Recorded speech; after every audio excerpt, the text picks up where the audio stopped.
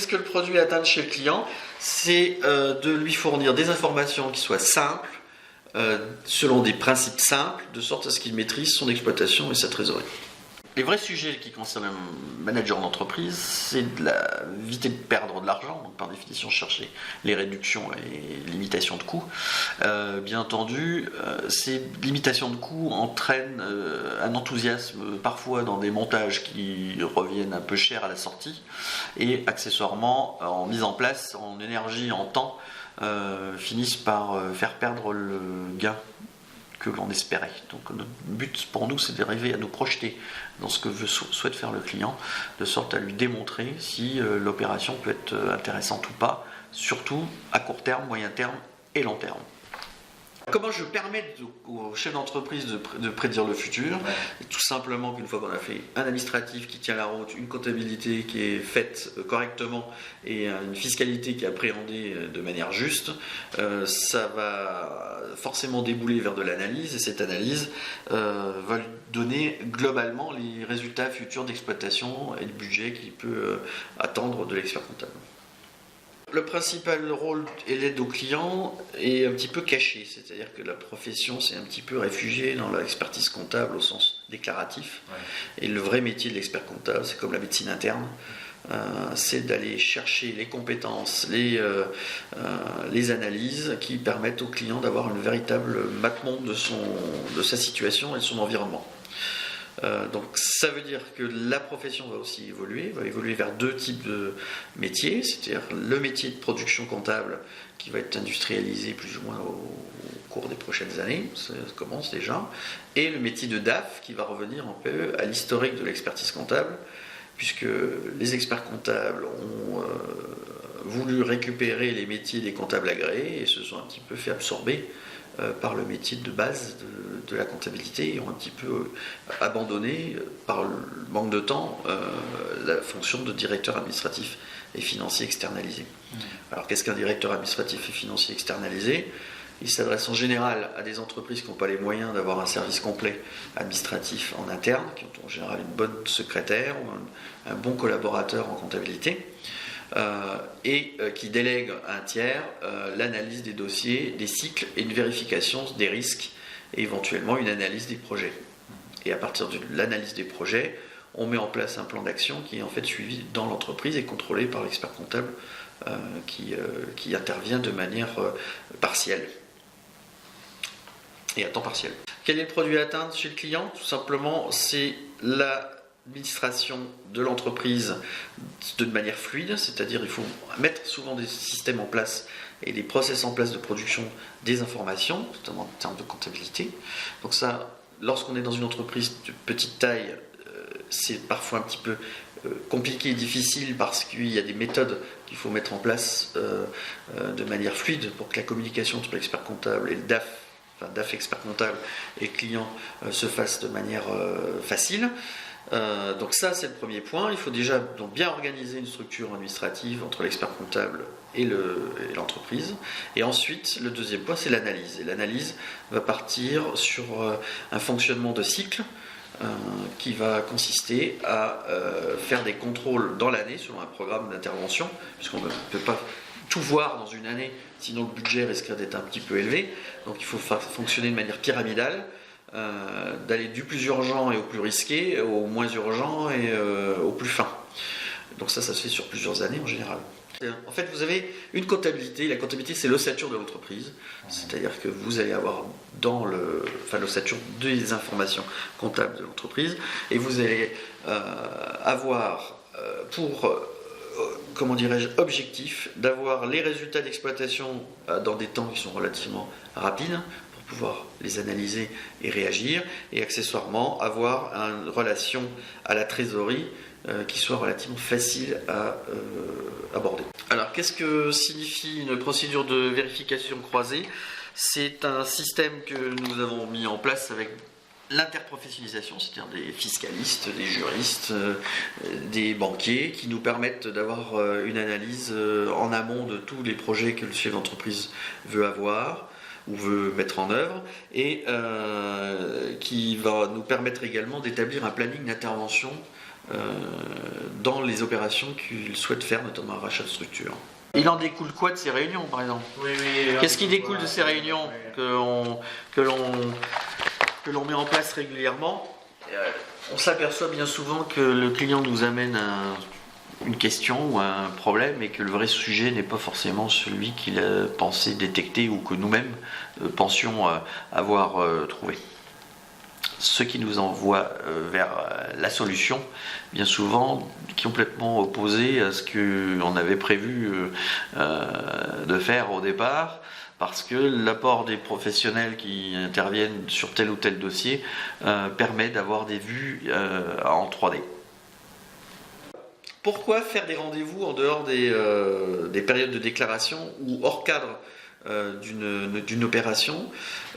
Ça permet de se poser, c'est-à-dire que l'idée c'est d'avoir tous les trimestres une réunion qui permet, même si elle est courte, qui permet de voir un petit peu les projets du chef d'entreprise en dehors de tout stress lié aux obligations déclaratives, de sorte à ce que nous puissions anticiper éventuellement dans son bilan ou dans ses financements, dans son cadrage juridique, les choses qu'il faut éventuellement traiter en amont.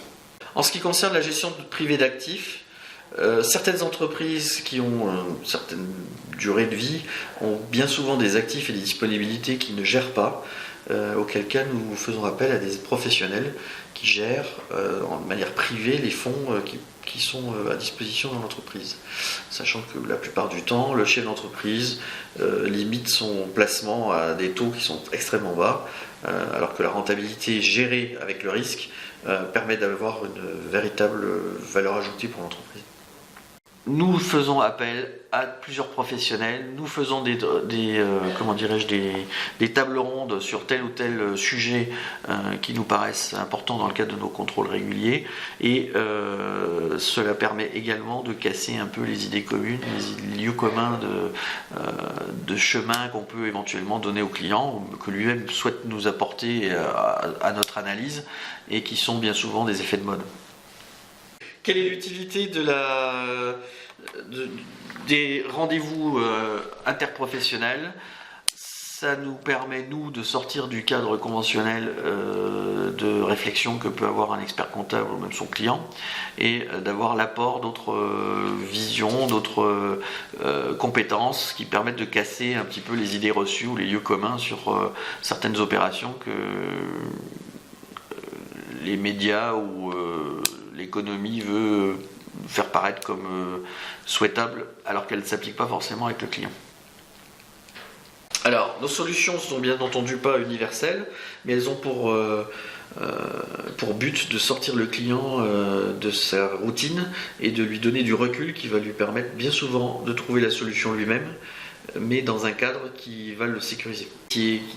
Sur le côté client-fournisseur, c'est que tout flatteur vit aux dépens de celui qui l'écoute, et notre fonction est de donner un écho à tous les flatteurs, de sorte à ce que le chef d'entreprise s'aperçoive que ce qu'on lui propose n'est pas forcément adéquat à sa situation. L'objectif d'être critique et d'éviter les flatteurs, et de donner au chef d'entreprise une vision stable de ses besoins, et de un petit peu écarter tous les parasites. Donc l'existence de votre société pose souvent des difficultés parce qu'elle évolue et que les socles sur lesquels elle est posée ne correspondent plus à la réalité. Notre vrai rôle est donc toujours de vérifier que les paramètres de l'entreprise soient en phase avec son évolution. En ce qui concerne l'existence de votre société, nous sommes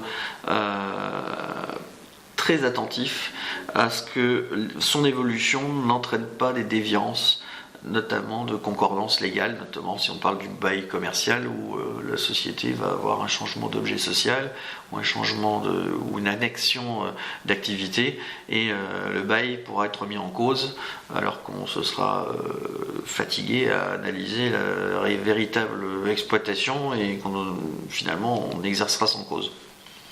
Les 4 piliers du cabinet, ou plus exactement de la relation du chef d'entreprise avec son expert comptable, repose sur l'optimisation, à savoir que notre rôle est d'essayer de trouver les meilleures solutions, non pas en feintant, mais tout simplement en appliquant les textes les mieux adaptés et optimisés dans le sens où on les applique tous. Ensuite, c'est d'apporter une sécurisation. La sécurisation va consister bien entendu à assurer une visibilité dans le pilotage de l'entreprise et de sa solvabilité et donner des informations suffisamment synthétiques pour que le client puisse prendre les bonnes décisions. Ensuite, en ce qui concerne la synthétisation, qui va être un petit peu le liant de tout ça, essayer de limiter les sujets qui sont en rapport qualité-prix les plus importants et un peu occulter les sujets qui sont souvent à la mode et qui n'apportent pas vraiment de solution dans le cadre précis du chef d'entreprise qui nous consulte. Et enfin l'économie qui consiste à faire en sorte que nos recherches et nos solutions ne soient pas dispendieuses par rapport aux résultats qui pourraient en sortir. Ce que je constate avec le temps, c'est que le chef d'entreprise est souvent confronté à des vérités et des contre-vérités au fur et à mesure de ses consultations ou relations. Et notre rôle est de redonner un petit peu l'orientation et le recaler par rapport à ces orientations, de sorte à lui donner un raccourci des analyses qui sont bien souvent empoulées et lui donner une synthèse. Dans la masse des textes et des contre-textes et des indications et contre-indications, c'est de redonner un petit peu le bon sens paysan au client et de lui permettre de faire ses choix et d'éviter qu'il se laisse parasiter par des informations qui ne soient pas toujours en rapport avec ses besoins. Dans le cadre de nos constatations, notre expérience, une réunion de synthèse est toujours bonne dans le sens où on va chercher à décrasser un petit peu les charges de l'entreprise qui sont bien souvent créées au fur et à mesure du temps et dont on oublie parfois la finalité de telle ou telle charge par habitude tout simplement. Donc l'idée c'est d'avoir un esprit critique sur les variations de charge.